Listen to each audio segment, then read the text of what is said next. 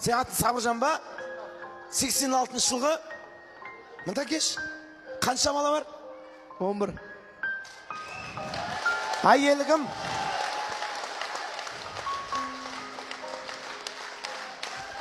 Ағайын.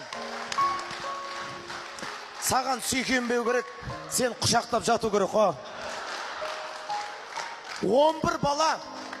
Қазақ айтады. Айғырдың бойына қарама, пысқырғанына қара дейді. Қанша ұл, қанша қыз? 7 ұл, 4 қыз.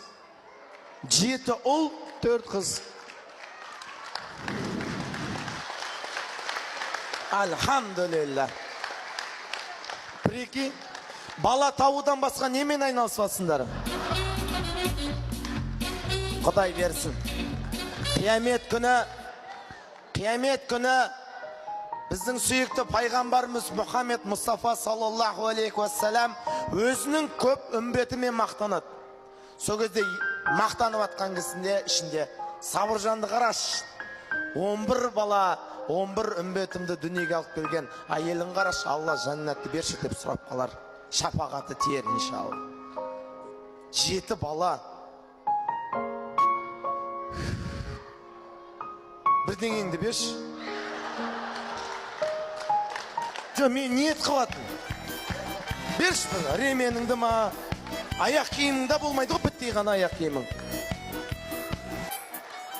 Ремен беріп атыр аға.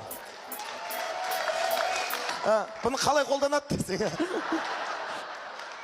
Алла разы болсын, сәке. Алла нұр жаусын.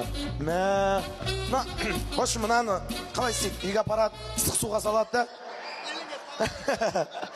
Сол, 11 берді, сіз үшеуіңкін, сол 14 қылайын деп едім ғой, бұратыла. Общий.